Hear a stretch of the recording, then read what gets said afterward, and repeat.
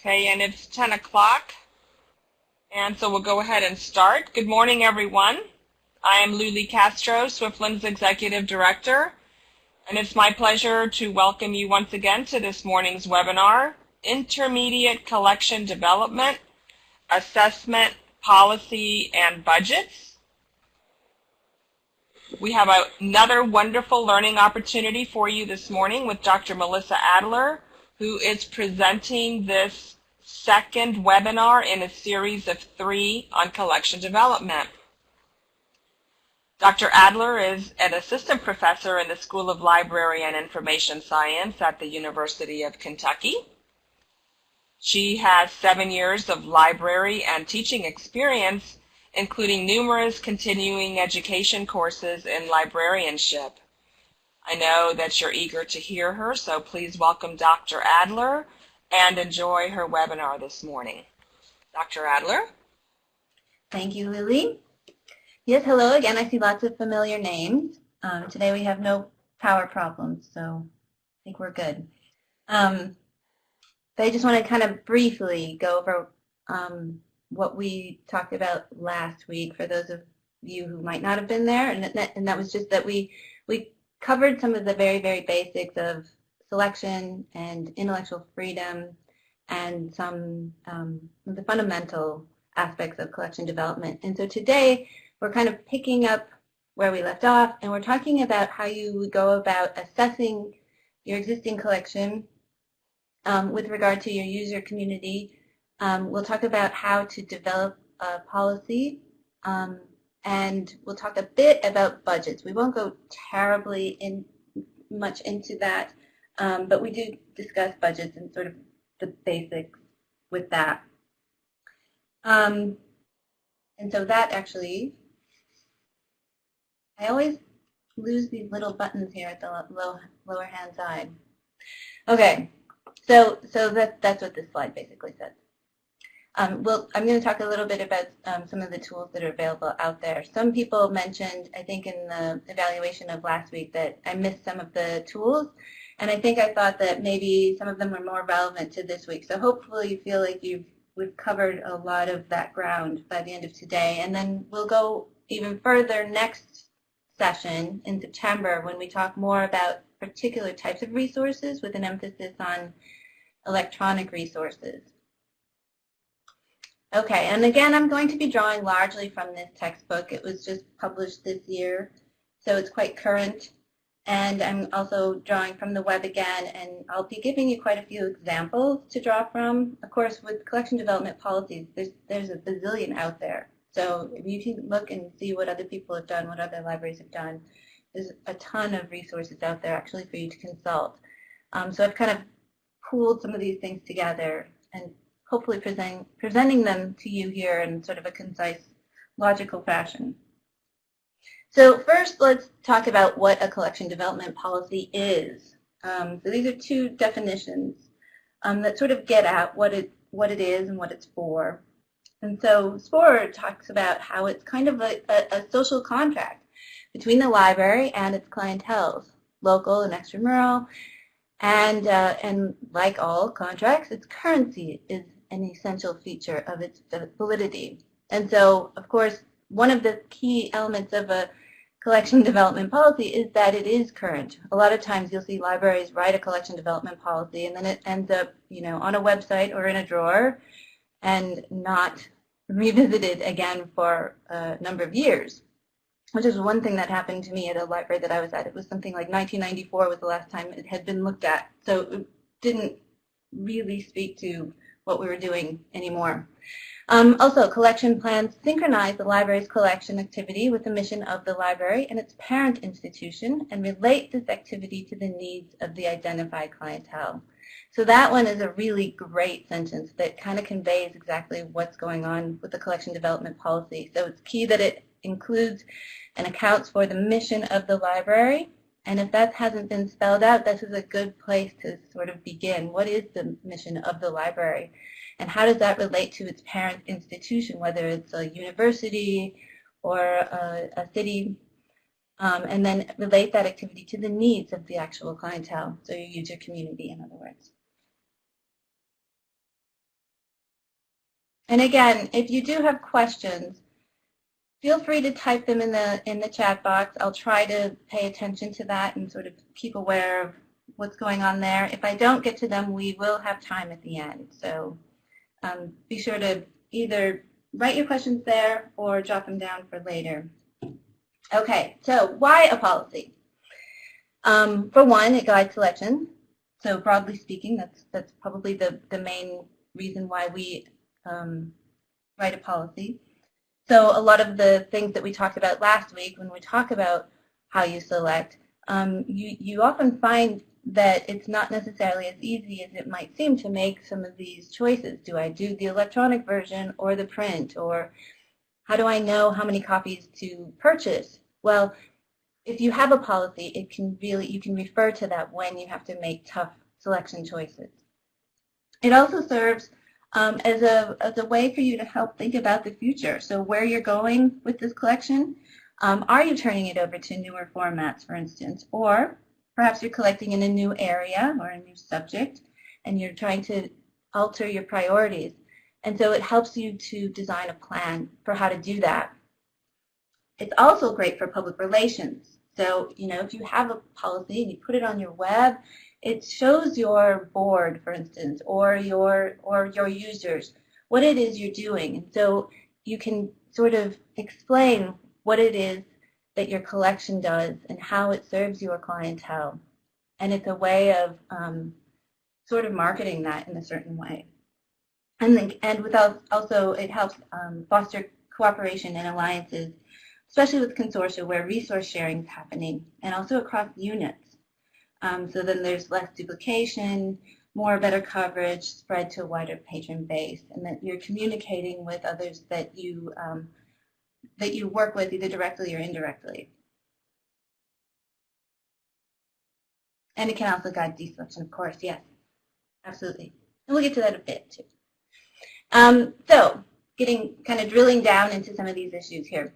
So much like a strategic plan for the whole library, the collection development plan can guide big decisions.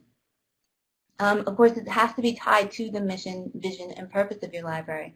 Now, of course, last week I said selection is going to make a lot more sense if you have a collection development policy. A collection development policy is going to make more sense if your library has a strategic plan. So all these things will tie together. If your library does not have such a thing as a strategic plan, a collection development policy can be sort of a localized strategic plan for the collection and how you are going to sort of develop a collection and its resources for your community.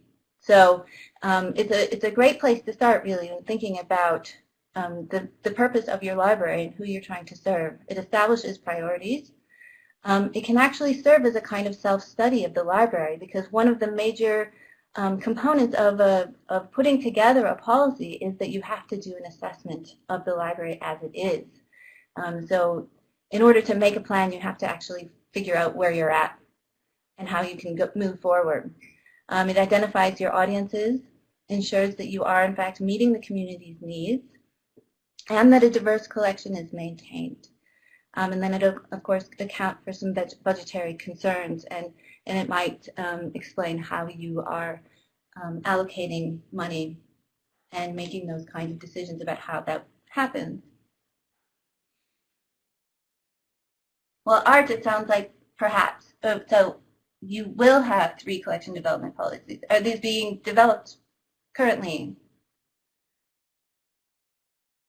So this is kind of an interesting, so that gets at some of the public relations aspects of what I'm talking about, and then the best practices as well. So that's an interesting way of doing it too, so that you would have all these different perspectives and different audiences.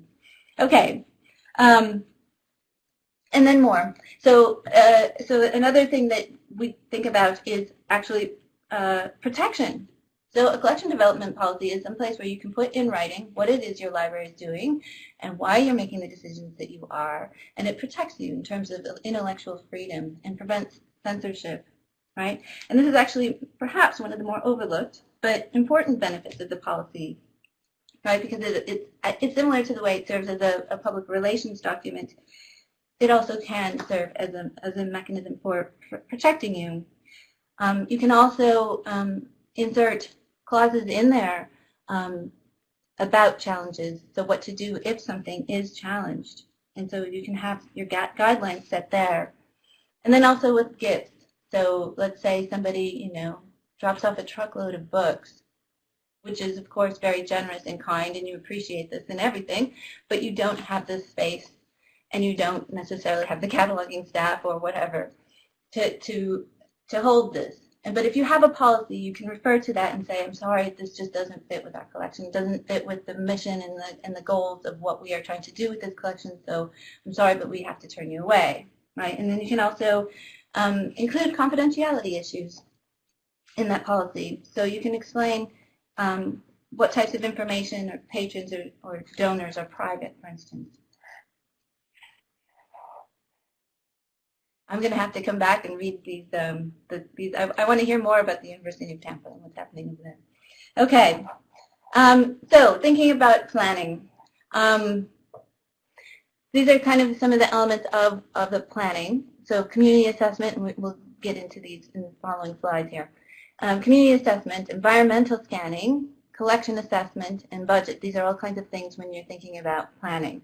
And so you're going to start with the community assessment, taking into account things like your current library users, who comes in, who's using the library, how are they using it, are there, in fact, non-users who need to be reached, right? So is there a wider demographic that you might be missing? And how does the library actually serve the community at large? So you can really start to think big in terms of what is the role of the library in the community, and how does our collection support that, support the needs of the community? And you can actually look to all kinds of places within the community. So public libraries will frequently go to local agencies, human service agencies, and so on to find out what the needs are of particular populations that you might not be aware of because the people haven't been coming into the library. In academic libraries, of course, you want to know what your students and faculty need, and it will never be uniform, of course.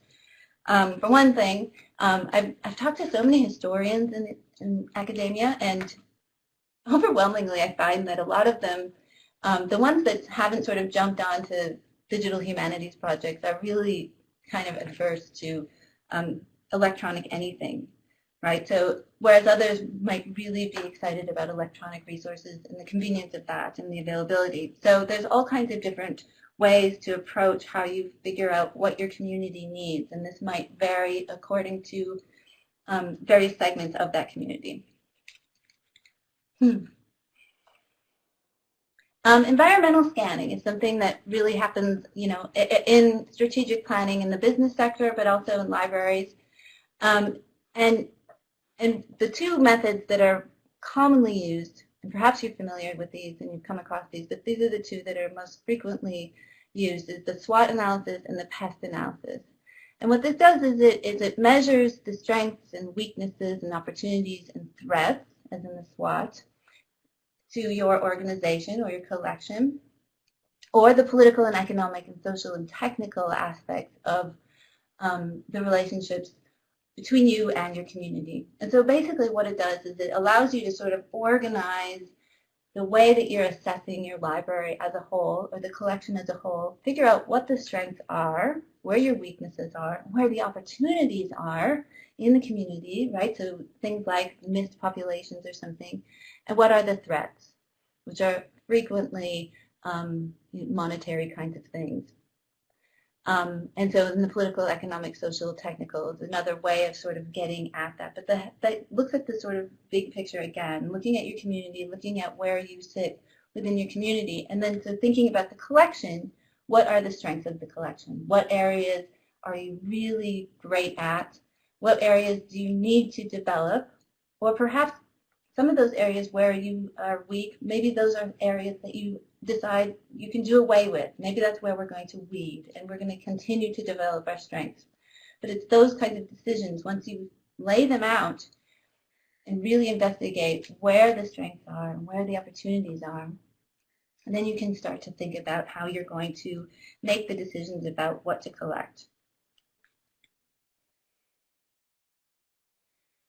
And again, this comes from that textbook, a lot of the data in this table, and the textbook has more in this breakdown.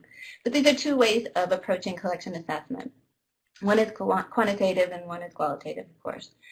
And so you can go and look at it from a numbers standpoint and say, how many materials do we have? How much has it grown? What are the costs? And so on. And you can do a measurement of the circulation statistics, interlibrary loan statistics, in-house statistics, right, to see what's being used. In ILL, that gives you some information about what is being sought that you don't have, that you're having to go to other libraries for. And so that kind of quantitative data kind of gets at the very just nuts and bolts, what's being used, what's not being used, what do we have, that kind of thing. But if you take a qualitative approach, you will get into some of the kind of collection mapping and list checking kind of things. And you can also go to your users directly and survey them and talk to them and observe them and see how they are using the library and see what they actually want, what they desire that you're not doing. So there's the collection-focused methodology, both quantitative and qualitative, that looks at the collection itself, what you have, what you don't have, and then the use-based, how users are using that, how they're likely to use it, how they're not using it, those kinds of things. Okay, so that's just kind of an overview. It's a very simplified way of thinking about that, but it kind of sets up the next section, which is I'm going to go into some of the tools that are out there. Now, most of these are subscription-based. They cost quite a lot of money. Perhaps some of your libraries already subscribe to these, but they might also provide a way for you to think about how you might assess your collection. If your library can't afford these things, you can also mimic some of these kinds of things that they do. Because your collection assessment will be based on data, right? So you're going to try to get as much data as you can, whether it's the quantitative or the qualitative or a mix of both, ideally, and figure out where you're at. So I'm kind of not going in any particular order. I'm just highlighting a few of the things that are out there. I'm starting with Bowker's book analysis system, I think because Bowker's just been around forever, and it's got this strong reputation. You might have heard of Bowker's Books in Print, which has been around for a very, very long time. It served as a directory, the like premier directory of published books, and lists pretty much all the books that are currently available in English in the United States. Well, the book analysis system is for academic libraries. And what you can do with this is you can compare your collection against resources for college libraries, which is a list of core print and electronic resources for academic libraries. And it covers 85,000 titles in 117 subjects. So it is put together by ACRL's Choice and Bowker, and so they really try to focus on looking at the 2-year and 4-year college curricula and come up with a set of core titles that are essential for undergraduate work. So that's kind of what that is. Another is the Association of Research Libraries, and these are not necessarily collection development tools per se. LibQual looks at the library in general, so how a library is being used, and it asks a range of huge questions. StatsQual, LibValue, Minds for Libraries, that look at different aspects of research libraries. And collection development, of course, is a piece of this. So Minds for Libraries and LibValue, right? So they're inherent with this. It helps you look at the electronic resources and thinking about how well resources and services are being used in general in libraries. But these are good packages to look at. Again, they're quite expensive. So larger libraries tend to use these kinds of things. But there's so much data out there and about these. They're widely used. And there's tons and tons of reports about how people have actually utilized these tools. So it might be something worth investigating. And again, if you have any experience with these, or if you know of any of your libraries have actually used these, it would be great. This might be a forum for you to share some of those experiences and seeing how they benefited your library. I know UK here, University of Kentucky, they just did a big survey that was kind of like this.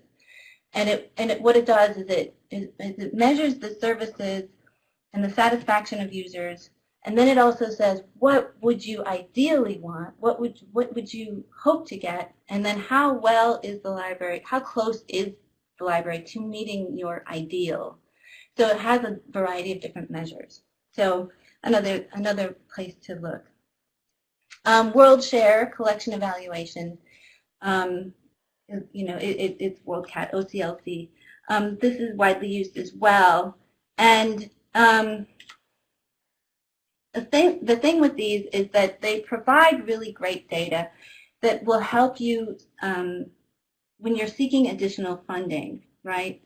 So the thing with WorldShare, and what I've found in sort of investigating this, and in my experience in talking to other people who have used WorldShare collection evaluation, I used it for a research project years ago before it was actually developed before they really accounted for some of the complaints that were happening. And there's a variety of responses to the success of this particular package, and probably all packages. But what's nice about it is that it does serve as documentation that you can present to the wider institution or community and say, okay, this is where we're weak and this is why we need more money. And it provides that kind of evidence. And so with WorldShare, what it does is it allows you to compare your resources against another peer institution or a whole range of peer institutions, up to 50. And so you can actually define your peer institution by library type or location or specialization.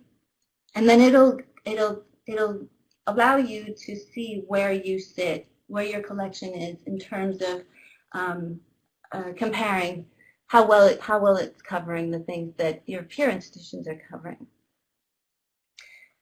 It can also help you determine whether or not your collection is supporting accreditation curricula, all kinds of different things that this package happens to offer. But it is flawed. And one of the problems with this one is it requires tons and tons of training. It's quite complicated. So I was looking at a report from Kansas University, and they said that it needed to implement 3 kinds of support for staff. So they had to do workshops, and then they had to do monthly user group meetings, and then they had to also do a desk-side coaching kind of thing. And it was hard for them because they couldn't establish really strong guidelines for everyone because everybody's area or discipline had different needs. So it was quite difficult to come up with a sort of uniform training module for everybody, kind of like some of the things we're encountering here, right? So I'm trying to talk to academic libraries and public libraries and special libraries and school libraries, and you all have different needs. So we can't quite cover them all. But I will say that one of the things that was interesting about that Kansas University report was that it was able to find where the weaknesses were, and they said that they had just developed a women's studies program, a doctoral program, and they found through this tool that their women's studies collection was quite weak compared to their peer institutions, and so they were able to use that as evidence that they needed to develop that collection further. So it does really have useful applications in terms of trying to ask for more money and allocating more to particular subjects if that's what the university has decided its mission is. Okay, I'm trying, So the next thing, and unfortunately I don't have a slide for this, and I don't know how I overlooked this. So the slide, the one that I wanted to talk about for public libraries is Collection HQ, which is owned by Baker and Taylor. It was just introduced in the United States in 2010. It was created in Scotland. And what this uses is what's called evidence-based stock management, right? And so it works with your integrated library system, but it operates through your web browser. It's internet-based, and it also creates a data-driven plan to help you build your library's collection. And so this is a fairly new package, but it seems to be getting picked up by quite a few public libraries. And what I've read about it has been really favorable. Library Journal did a feature article on it quite recently, focusing on San Diego's public library system. And it said that 80% of the staff thought it was the collection was in better shape because of the package. So so it's something to look at for sure. I think last I looked, it was a few hundred libraries have taken this on as a tool for collection development. And one of the things that's really interesting about it is that for public library systems, it says that it gives power to the branches. And so it makes it so that the branches are well served by this as well. And so that your resources are distributed across the branches in ways that they will be used most wisely. So in terms of thinking about how your resources are shared across the public library system, sometimes you'll have something like a floating collection where things move from library to library within a system. What this is supposed to do is figure out where those books really belong, where they'll best serve the users, and also where to develop other purchases and so on. So it's a way of sort of reorganizing and reorienting and making sure that your catalog, your collection across the system is best meeting the needs of your clientele. And so it does, like a lot of these, that it allows you to actually monitor the performance of material once it enters the library. So is it getting circulated, how often, and so on. So a lot of these packages are really neat because they have a whole suite of tools. And they work with your integrated library system. They work with the different aspects of it. So what do you have? What's there? What's in the catalog? How is it being used? And what's not being used? And then it can look at other catalogs in other libraries and say, oh, but they're using this, and these are actually very, very successful. You should probably get that too if you don't have it. So these kinds of things are what these packages are continuing to offer. And I'm guessing that they're just going to keep improving as the data becomes better and better, and more libraries cooperate and participate in these kinds of systems. Okay. Yes, and they did introduce a module for ebooks. That's right, and that's new.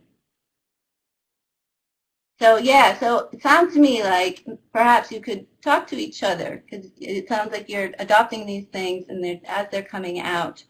And so I always say, whenever I'm teaching, because I teach online too, I always say you all are your greatest asset because you're actually really in the trenches and using this stuff. So you're going to experience what it's like. So I can tell you what they are, but I can't actually tell you a whole lot about what how they're actually working, how well they work. So yeah, so go to each other as resources, I would say. Okay, so are there other things about these tools? Okay. Not all thrilled with RCL, right? Okay, so we're going to move on to the elements of a collection development policy, thinking about the purpose of the policy and how you will write that policy. So of course, First, you're gonna have a basic structure to your collection development policy, and that's going to depend on your library in particular, but they generally follow a basic outline. You'll have your introduction that includes something about the background of your library, the purpose of your library, the purpose of the collection development policy itself, sort of explaining what this document is and what it's going to do. And you'll have sections that address different aspects of the collection development program and your library. You might include information about who is responsible for collection development, your target audiences for sure. You're going to want to say who this is serving, issues about budget and finance, your selection criteria, of course, how you're going to make decisions about making selections. You might also want to include information about patron-driven acquisition. So if this is something that you offer in your library, you might want to explain how those decisions are arrived at when it comes to patron-driven acquisitions, and also how those are to be funded, and how those fit within the broader collection, because they present their own challenges. We talked about that briefly last week. Paper use as well, very similar phenomenon. You want to specify which formats and genres are included in this policy. Perhaps your policy doesn't really account for some of the types of materials you have, so you might want to be specific about what is included and what's not. Resource sharing agreements need to go in there as well. Handling user recommendations. So you might be a library that really supports user recommendations. It really encourages your faculty, for instance, to request titles. Perhaps you're a public librarian and you say you have a suggestion box of some sort. So you might want to have a section of your policy that accounts for how you're going to handle those. The types of selection aids to consult. Some policies list the selection aids that they consult, and they're very specific about those. And perhaps they list those just as a guide and then open it up to others as well. And then still more, you might want to include copyright information, a statement about your position on intellectual freedom. I see this in almost every collection development policy. They'll cite or quote the Library Bill of Rights or something like that. It will talk about how, as we mentioned, gifts and donors, what to do with that and how you're going to handle that, and exchanges as well.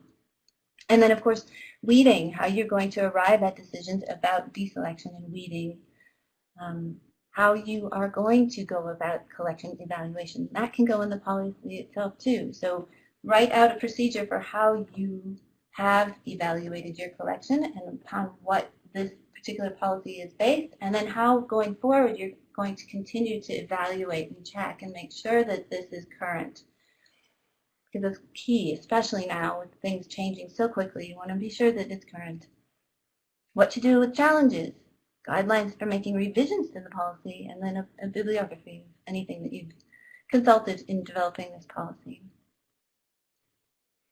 So it sounds, I mean, all these things sound sort of obvious, but it ends up being quite overwhelming when you think about all the things that can go into a collection development policy. And not all of these things have to. I've seen some collection development policies that are extremely simple and basic, and then others that are quite complicated and involved. So in the next few slides, I'm going to provide just a few examples from a variety of types of libraries. First, I have the introductory paragraphs from the Madison, Wisconsin Public Library. And here, again, this is just from the very first few paragraphs. It's the introduction to the policy. And here it accounts for the library's mission. It quotes it here. So the mission to promote lifelong learning and so on. And then it goes into the next paragraph and talks about the library's goals in serving a diverse community that reflect a wide range of views, expressions, and so on. So it's definitely positioning the library in a certain way. They may include items that may be unorthodox or unpopular with the majority, but it does not constitute an endorsement of their content, but rather makes available its expression. So this is said right at the outset. This is what we're doing, and this is why, and here you go. It's making a very strong statement about intellectual freedom. And I think it's quite well written. And then it goes on to just say that free access is available in a number of formats to all. And then the child's use, right? The idea that they're not going to act as censor, they're not going to act as a parent in a parental role, but that it's parents' responsibility to see to it that their children are using things appropriately in their eyes. Next I have Denver Public Library. So again, this is saying similar things about the format for the needs of a large metropolitan population. And it specifies that it's serving the popular and recreational needs of the general public and reflects the racial, ethnic, and cultural diversity of the community. So again, getting at what are we doing here and who are we serving and how do we think we're going to do that? Customer use is the most powerful influence on the library's collection. And so here we're talking about how collection development decisions are being made, and that's through circulation, requests, and holds, and so on. And then the other driving force is the strategic plan. And then in the third paragraph, it talks about the areas that it's collecting in. So they're particularly concerned with providing a depth and diversity of viewpoints in the collection and to develop these particular subject areas, Western history and genealogy, and African American research library collections. And Denver Public Library, each of these you probably want to look at the entire policy if you're interested, if you think that these apply to something that you would possibly write. And Denver Public Library is widely cited as an excellent policy. This is the University of Georgia, and here they specify general collection development goals. So what it is that they're trying to achieve with their collection. And it talks about they're addressing all subject areas and what they strive to do. I'm not going to read all of these. You can refer back to this. But, of course, it's talking about how these decisions are made overall by these different units. And, again, responding to users' needs, being engaged with the complete life cycle of items in the collection, which is about halfway down, including selection, use, storage, preservation, and withdrawal. So thinking about that idea of the life cycle. Being in touch with evolving academic programs and library use patterns.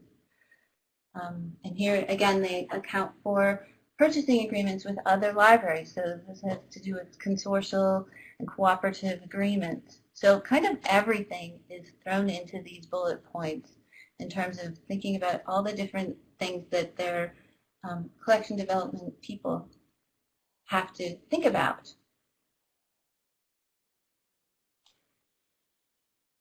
And then next we have a school library.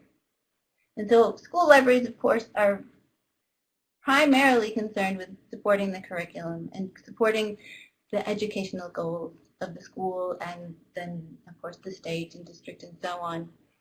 And so this particular collection development policy talks about what materials need to do in terms of meeting those goals in the eyes of the school district and so on. And it's interesting, the second one, enrich the curriculum and the individual educational and emotional and recreational needs of users, which is, I think, an interesting addition, the use of the term emotional. Meet the needs and interests of all users and stakeholders. And then things about formats and subjects and so on. And here it specifies that we will look at reviews and recommendations from standard sources and mentions school library journal. Okay. The last one that I have as an example is the University of Virginia. And here this has to do with collecting priorities. And so the University of Virginia has identified particular priority areas that they want to focus on. And so this kind of has to do with that strengths, weaknesses, opportunities, threats idea. So thinking about perhaps there's something that a library views as being their strength and they want to continue with that pattern and always remain current and maintaining that strength. Or perhaps it's that they've identified a weakness or just an area of interest. Perhaps the community has changed on some level and their priorities have changed, and your collection needs to reflect that. So in this case, the University of Virginia has identified a number of priorities. And one happens to be Virginiana, and so they discuss how it is that they particularly aim toward collecting this particular area. And it's quite detailed in talking about what it is that they are collecting and what areas and what types of materials as well.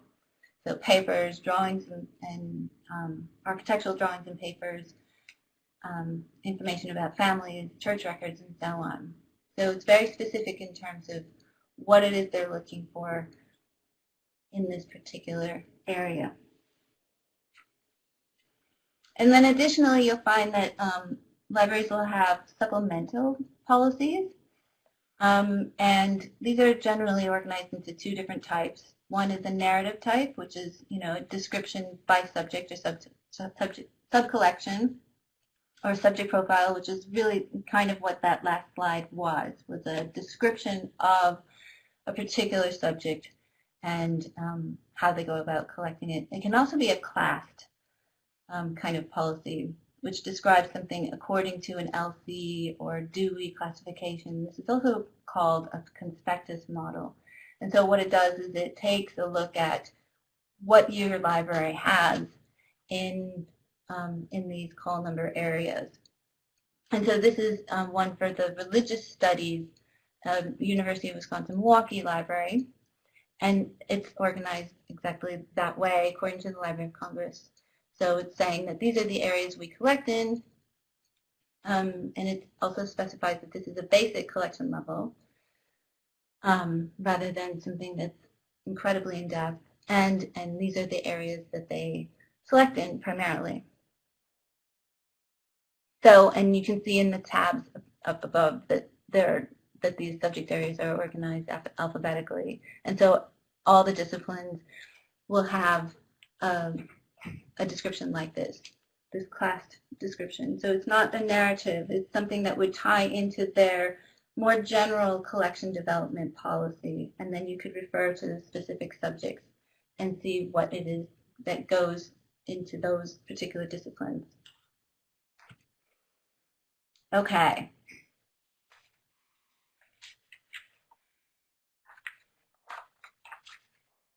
All right, so now budget stuff. And it looks like we have about 8 minutes, so I think we're about on track. So the word budget, of course, denotes two things, a plan and an allocation. So that word planning again. So in the planning sense, the library's budget, it has to do with how you're going to use money available during a fiscal year, and it reflects allocations, expected revenues, and projected expenditures. Basic definition. What do library budgets do? So they allocate funds to lines in the budget in order to meet library's goals and objectives. So a budget, like everything else, an overall budget for the entire library is going to, again, it should align with the library's goals and objectives and mission and so on. And then the materials budget, which is what we're concerned with, is one component of that overall budget. Typically, a library budget will be about 20 to 30% for collections, 50 to 60% for personnel, 10 to 20 for operating costs, facilities kinds of things. And so with the collection development policy, if you've created one, these material budget decisions are going to be more informed. Because as we know, as things get more and more complicated and prices are changing all the time, it's going to be very helpful for you to be able to refer, of course, to that policy. And what you might not necessarily recognize is that materials budgets include all kinds of things in addition to the items that circulate, the books, the electronic resources, and so on. It might also include the equipment to house those collections or the technological infrastructure that provides access to resources. Now, those may or may not be in another area of the budget, but they can appear in a materials budget. So something to be aware of. Preservation and conservation supplies, service charges, processing might even fit over there as well, and document delivery in interlibrary loan. So these are things that may need to be accounted for in that 20 to 30% of the library's overall costs that are allocated to materials budgets.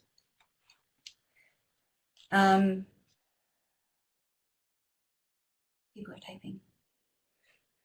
Okay. So funding sources, the most obvious is the appropriations for a parent organization, whether that's your city, your university, what have you, the school district. Grants, donors, partnerships. Grants are a really great way to get money for collections, especially in certain areas. So be aware of those and be watching out for those kinds of grants. There's some really great ones out there that are available for developing collections. Of course, donors and partnerships.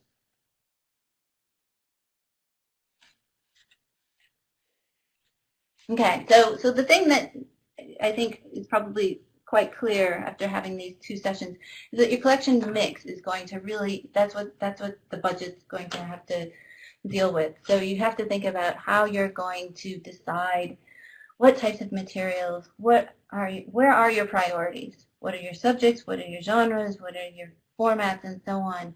And how you're going to allocate money to each of those things. How you're going to decide what your top priorities are.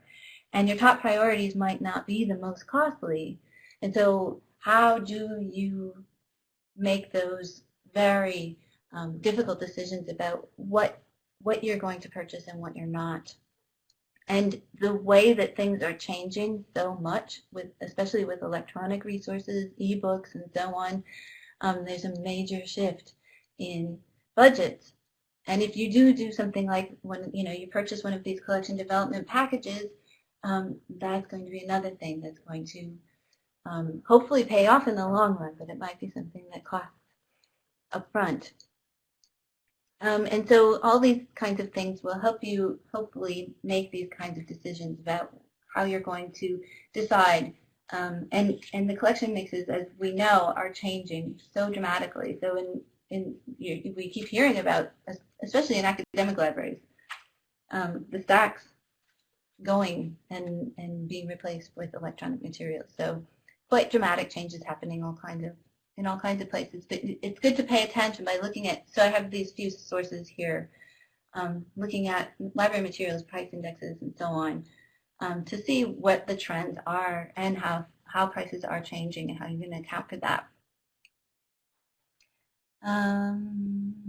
Okay. Okay, I'm going to get to your question, Art, again. So I think we might have quite a lot of room for discussion here, or a lot of things to talk about. So I think I'm going to just kind of briefly talk about the types of budgets, because I think that we have perhaps more fundamental issues to iron out in questions that you might want to discuss among yourselves and with me here. So I just want to talk about a line item budget and then also some of the alternatives to line item. So line item is, I'm just going to jump ahead to this. This is a line item budget, right? So it accounts for past year's budget, the current year. It might project what you expect to spend here at the first 6 months, and then the year-end estimate, and then the budget request based on these numbers for the following year, right? And so there's kind of incremental changes based on the numbers from the previous years. And this is probably the simplest and most ubiquitous model for the budget because it does, allot money for areas and departments and so on. But especially with the way things are going, it's not necessarily telling in terms of the trends. It might not necessarily account for things that are happening in terms of an ebook kind of situation might not be reflected in this. And this might be something that you would have to actually go back and do different kinds of research in order to make a next year budget request and say, hey, we have to do this. And there might not have been a line for something like that before. So in some ways, a line item can be a bit inflexible. So there may be other ways that you can sort of get creative with your budget by doing, I'm going back.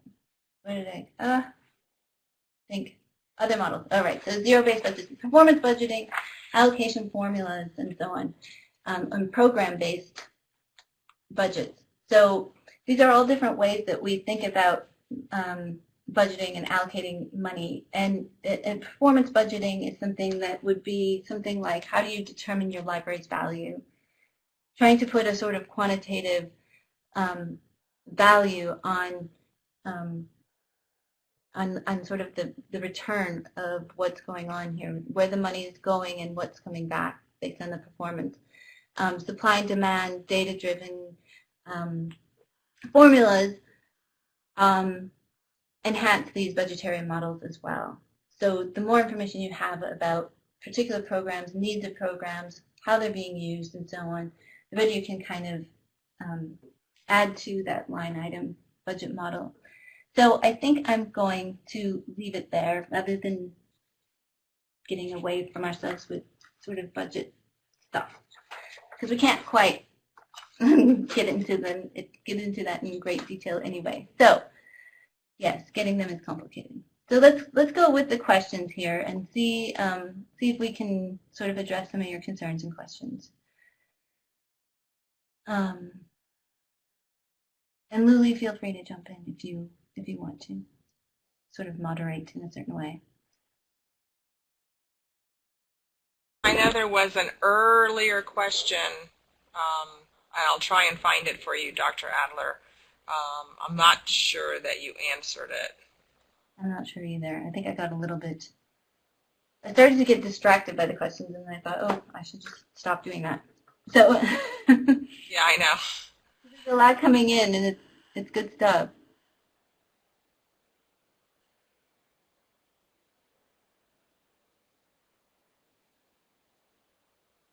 I mean, I think, so I'm kind of thinking about art.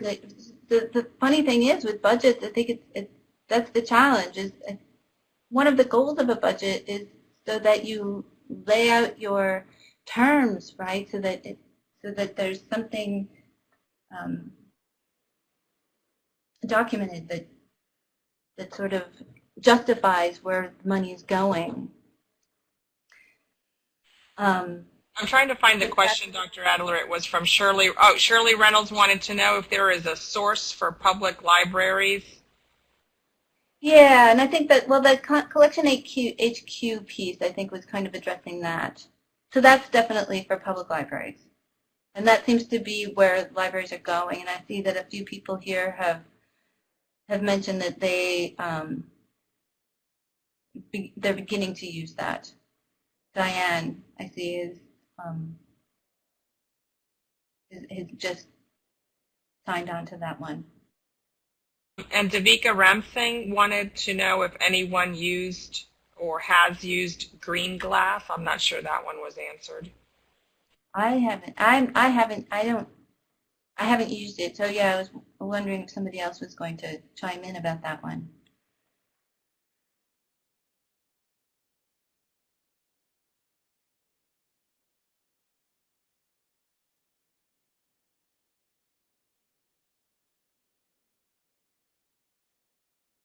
Yeah, the ebook problem is extremely confusing. So many different pricing models, and then so many limitations, and so many different licensing kinds of agreements. Problems with publishers, problems with all kinds of things. It's so complicated. And so we're going to try to work through some of those issues in the next session, but it's a big problem.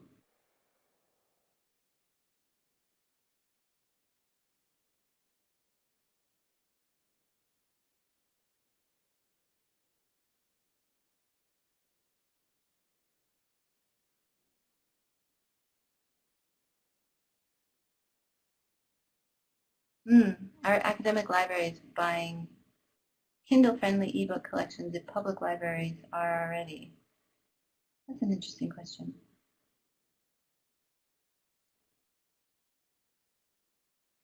I've read in certain studies, and I did a small study at the UW-Madison where we were looking at how college students were using Kindles and iPads and ebooks in those areas, and they just weren't really being that widely used. But it seems that academic ebooks are much more, they're used more on people's laptops. So people aren't necessarily, they might use the Kindle or another kind of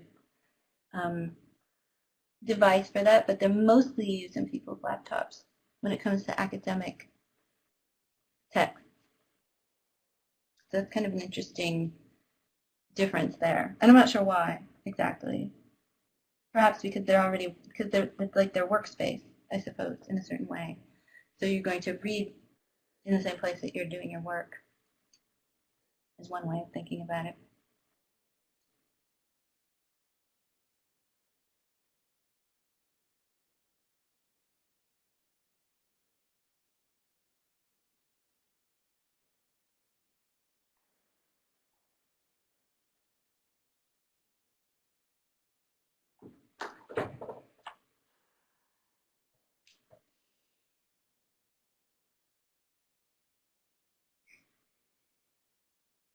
Yeah, and some of these packages are far too expensive. They just cost prohibitive.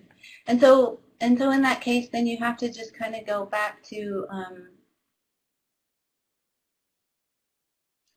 sort of doing it in-house and checking the lists that are out there and checking, a variety of sources and sort of pooling that data from these different areas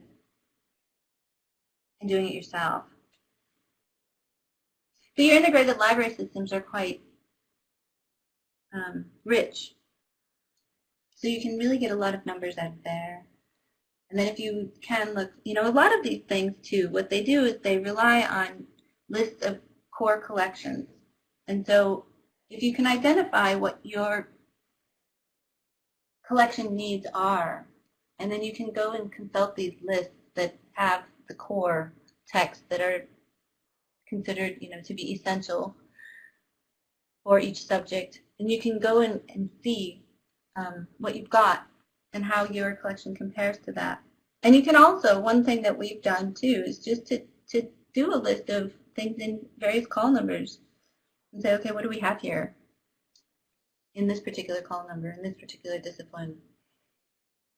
And sometimes weaknesses reveal themselves by doing those kinds of assessments as well.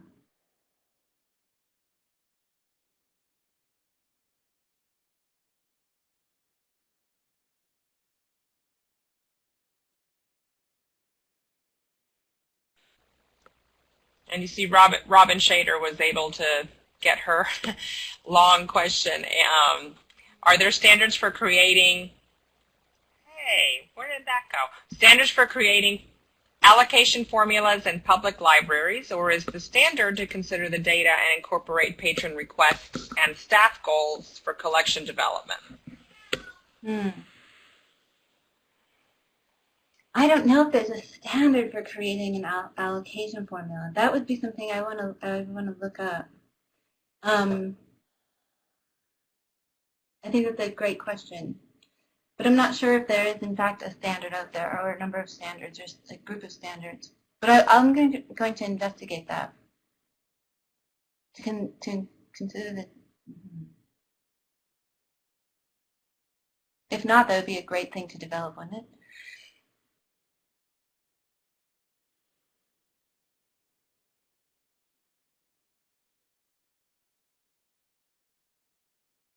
I mean, it sounds to me like sort of what that question is getting at is sort of a local kind of idea. So in some ways what it is it's driving at that question of patron-driven acquisitions. And so some subscribe to these services that just, that they automatically happen. And then that introduces a whole other mess of budgetary concerns. And then other, libraries make it just a priority to honor and solicit specific requests. And then others don't necessarily look at that so closely. But I think it's an interesting question to think about that kind of standard.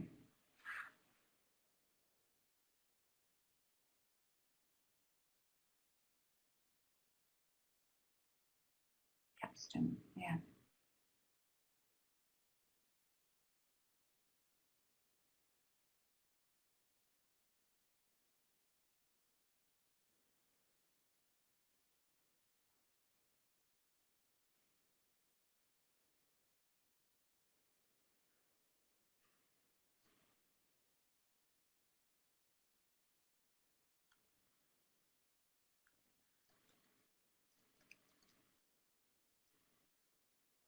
Well, as we're waiting for everyone to enter additional questions, I want to remind everybody that the next and last webinar in this collection development series is going to be held on Friday, September 19th, and that's going to be Advanced Collection Development, Special Materials, and Resource Sharing.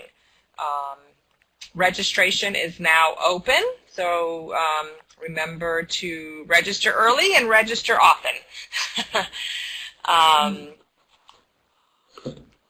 And okay, everybody, there aren't very many more questions. So thank you, Dr. Adler, for another successful and wonderful and highly interactive webinar. I see a lot of attendees helping each other out as well, answering questions and comments. So give yourselves a round of applause for that.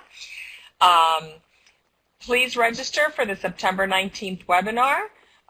It'll be at our Swiftland's usual same bat time, same webinar time of 10 o'clock Eastern time. And always remember to keep checking our CE calendar, because as we are now ending a fiscal year and beginning another one, we are in the process of scheduling additional trainings for you on topics that you have requested. So check us, and I'm going to put the address in the chat box here for you. If I could walk and chew gum, I could type and talk, but now you know that I can't walk and chew gum too. So check our CE calendar on our website. If you haven't liked us on Facebook yet, remember that you can, and the minute that we put something up on our CE calendar on the website, it also goes up on Facebook. So when you open it up, it goes right into your feed, and you can learn about our events at that time too. We also tweet about it, and if not, you can look for your friendly message from me from the listserv. For those of you that know that we're in the process of hiring our next CE coordinator, that person will be the one sending you the friendly message from the listserv, and we're going to begin our review of applications the week after next. So I don't see any additional questions in the chat box. I will stay on for any questions that anyone has at the end. And thank you everyone for attending. I hope you have a terrific and safe Labor Day weekend, and that you're planning something fun.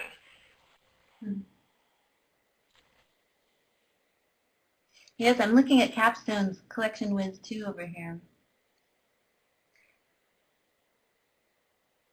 Interesting. If you try it, I'd be very interested in finding out if it's successful, if it works.